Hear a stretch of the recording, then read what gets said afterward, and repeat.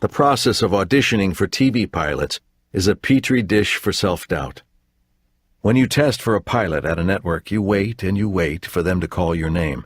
When they finally do, it's common to walk into a room and find 20 people in really nice business attire staring blankly at you. A few hellos, and it's showtime. Act your ass off on command. Inside, you're wondering, am I any good? You're staring at the door. They're discussing your fate behind that door. It could be 5 minutes. It could be a half an hour before the door swings open and the casting director appears and offers a boilerplate, "Thank you. Everyone was very good. You're all free to go." And just like that, it's done.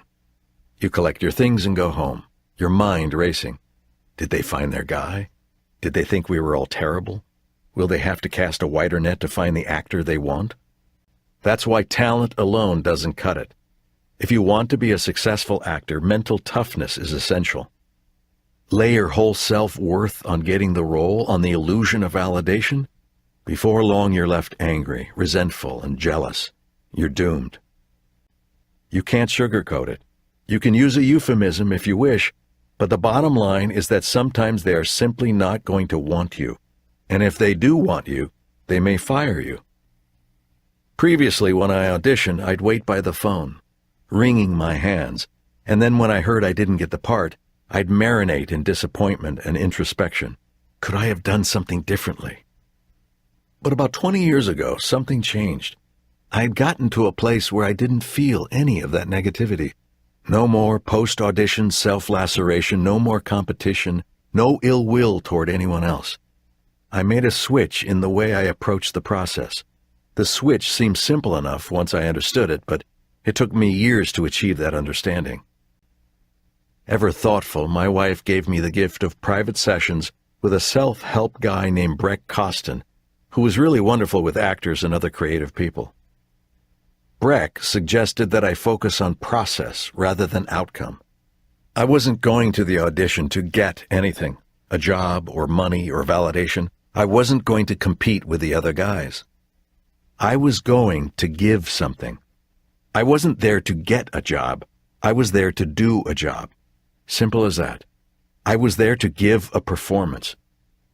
If I attached myself to an outcome, I was setting myself up to expect, and thus to fail.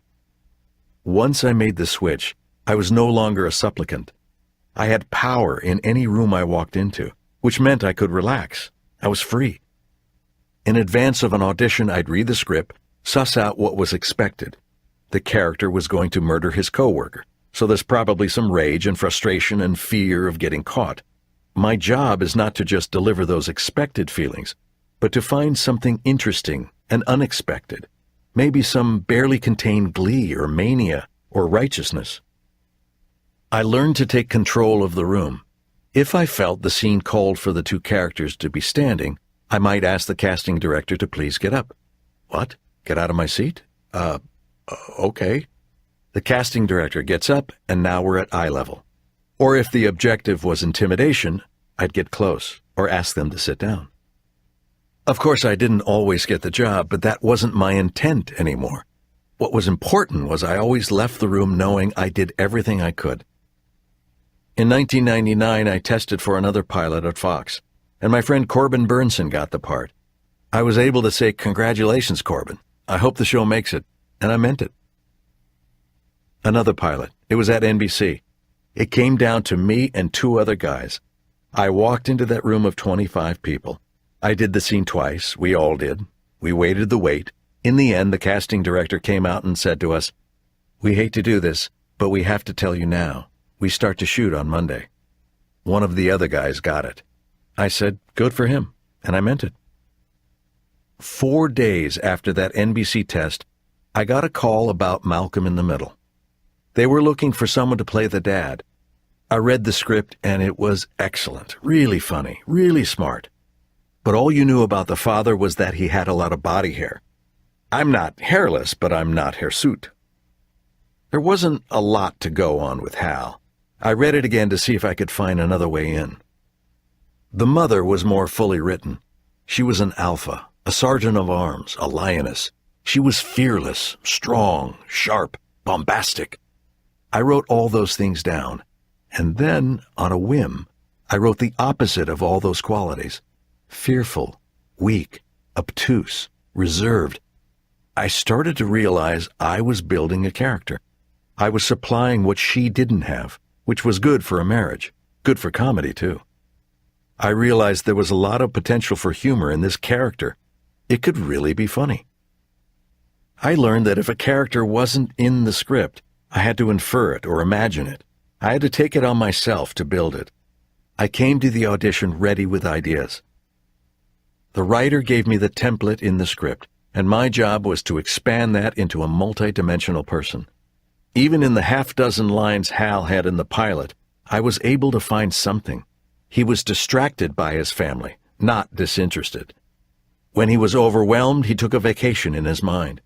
No one wanted to see someone who didn't love his family, but a man who was exhausted by his family, almost everyone can relate to that. They auditioned me last minute. They were already building the sets for the pilot. Because Hal was underdeveloped in the script, they were having a hard time casting him, all of which played to my advantage. But I wasn't thinking of my advantage. I was thinking of giving them Hal. I remember sitting in the office on a folding chair, with set construction going on just outside, and Linwood Boomer, the creator of Malcolm, falling out of his seat laughing at what I did. I got the part. After we shot the pilot, I got a call from Linwood. He told me that Fox picked up the show and it was moving forward. What he didn't tell me was that Fox wanted to reshoot the pilot and replace me. The network wanted to go in a different direction with Hal. They wanted to go away from me. I found out years later that Linwood told Fox emphatically no. He told the network that I was Hal, that he underwrote the character. He fought for me. He believed in me. Everyone needs a champion, and Linwood Boomer was mine.